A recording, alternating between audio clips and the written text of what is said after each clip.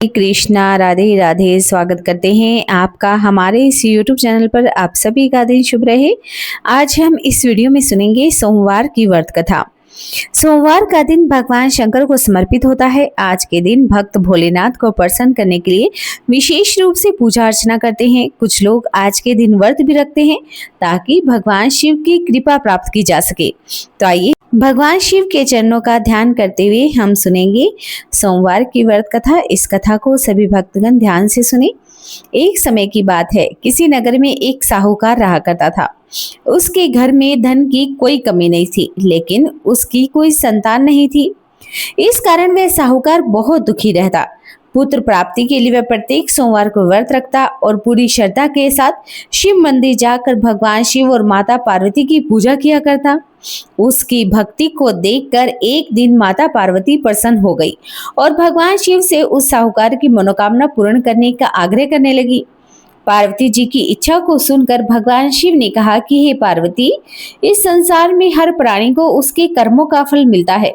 जिसके भाग्य में जो होता है वह उसे भोगना ही पड़ता है। लेकिन पार्वती जी ने साहूकार की भक्ति का मान रखने के लिए उसकी मनोकामना पूर्ण करने की इच्छा जताई। माता पार्वती के आग्रह पर भगवान शिव ने साहूकार को पुत्र प्राप्ति का वरदान तो दे दिया, लेकिन साथ यह भी कहा कि उसके बालक की आयु केवल 12 वर्ष तक होगी। माता पार्वती और भगवान शिव की बातचीत को साहूकार सुन रहा था। उसे न तो इस बात की खुशी हुई न ही दुख हुआ। वह पहले की भांति ही भगवान शिव की पूजा अर्चना करता रहा। कुछ समय के बाद साहूकार के घर एक पुत्र का जन्म हुआ। जब वह बालक 11 वर्ष का हुआ तो उसे पढ़ने के लिए काशी भेज दिया गया। साहूकार ने पुत्र के मामा को बुलाकर उसे खूब सारा धन दिया और कहा कि तुम इस बालक को काशी विद्या प्राप्ति के लिए ले जाओ। मार्ग में यज्ञ करवाते हुए जाना। जहां भी यज्ञ करवाना वहां ब्राह्मणों को भोजन कराना और दान दक्षिणा देते हुए जाना। दोनों मामा भांजे इसी तरह यज्ञ करवाते, ब्राह्मणों को दान दक्षिणा देते हुए काशी की ओर चल पड़े। रात में एक नगर पड़ा जहां नगर के राजा की कन्या का विवाह था, लेकिन जिस राजकुमार के साथ उसका विवाह होने वाला था वह राजकुमार एक आंख से काना था। राजकुमार के पिता ने अपने पुत्र के काना होने की बात को छुपाने के लिए एक चाल सोची। साहूकार के पुत्र को देखकर उसके मन में एक विचार आ गया। उसने सोचा, क्यों नहीं इस लड़के को दूल्हे के वस्त्र पहनाकर राजकुमारी से विवाह करवा दूं। विवाह के बाद इसे खूब सारा धन देकर मैं विदा कर दूंगा। राजकुमारी को अपने नगर ले जाऊंगा। लड़के को दूल्हे के वस्त्र पहनाकर राजकुमारी से विवाह करवा दिया गया, लेकिन साहूकार का पुत्र बड़ा ईमानदार था। उसे यह बात ठीक नहीं लगी। उसने अवसर पाकर राजकुमारी की चुन्नी के पल्ले पर लिख दिया कि तुम्हारा विवाह तो मेरे साथ हुआ है, लेकिन जिस राजकुमार के संग तुम्हें भेजा जाएगा वह एक आंख से काना है। मैं तो काशी पढ़ने के लिए जा रहा हूँ। तब राजकुमारी ने चुन्नी पर लिखी हुई बातें पढ़ी तो अपने माता पिता को यह सारी बात बताई। राजा ने अपने पुत्री को विदा नहीं किया, जिससे बारात वापस चली गई। दूसरी ओर साहूकार का लड़का और उसका मामा काशी पहुंच गए। वहां जाकर भी उन्होंने यज्ञ किया। जिस दिन लड़के की आयु 12 साल की हुई उस दिन भी यज्ञ का आयोजन किया गया। लड़के ने अपने मामा से कहा कि मेरी तबीयत कुछ ठीक नहीं लग रही। मामा ने कहा कि तुम अंदर जाकर सो जाओ। शिवजी के वरदान अनुसार कुछ ही देर में उस बालक के प्राण निकल गए। मृत भांजे को देखकर उसके मामा ने विलाप करना शुरू कर दिया।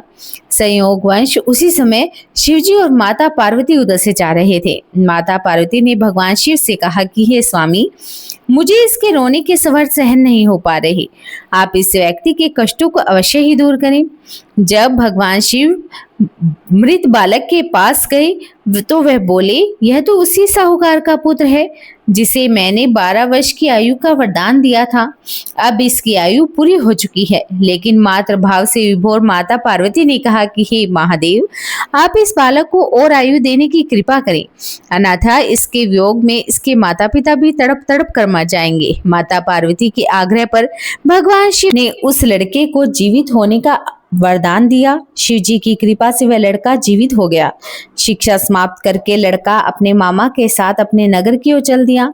चलते चलते दोनों उसी नगर में पहुंच गए जहां पर उसका विवाह हुआ था। उस नगर में भी उन्होंने यज्ञ का आयोजन किया। उस लड़के के ससुर ने उसे पहचान लिया और महल में ले जाकर उसकी खूब खातिरदारी की और अपनी पुत्री को विदा भी कर दिया। इधर साहूकार और उसकी पत्नी भूखे प्यासे रहकर बेटे की प्रतीक्षा कर रही थी। उन्होंने प्रण रखा था कि यदि उन्हें अपने बेटे की मृत्यु का समाचार मिला तो वह भी अपने प्राणों को त्याग देंगे। परंतु अपने बेटे के जीवित होने का समाचार पाकर वे बेहद प्रसन्न हुए। उसी रात भगवान शिव ने व्यापारी के स्वप्न में आकर कहा कि हे श्रेष्ठी, मैंने तेरे सोमवार के व्रत करने और व्रत कथा सुनने से प्रसन्न होकर तेरे पुत्र को लंबी आयु प्रदान की है। इसी प्रकार जो कोई सोमवार का व्रत करता है या कथा सुनता है और पढ़ता है, उसके सभी दुख दूर हो जाते हैं, समस्त मनोकामनाएं पूर्ण हो जाती हैं। जो स्त्री या पुरुष इस व्रत को पूरे विधि विधान के साथ करते हैं, भगवान शिव और माता पार्वती उनकी सदैव रक्षा करते हैं, उनकी समस्त मनोकामनाएं पूर्ण हो जाती हैं।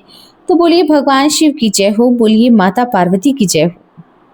अगर आपको हमारे इस YouTube चैनल की कथा पसंद आई हो तो चैनल को सब्सक्राइब करना ना भूलें, वीडियो को लाइक और शेयर जरूर कर दें। आपसे हाथ जोड़कर प्रार्थना है कि कमेंट में जरूर लिखें जय श्री हरि।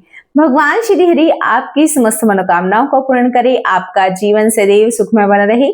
इसी मंगल कामना के साथ आज की वीडियो को समाप्त करते हैं। हरे कृष्णा, राधे राधे।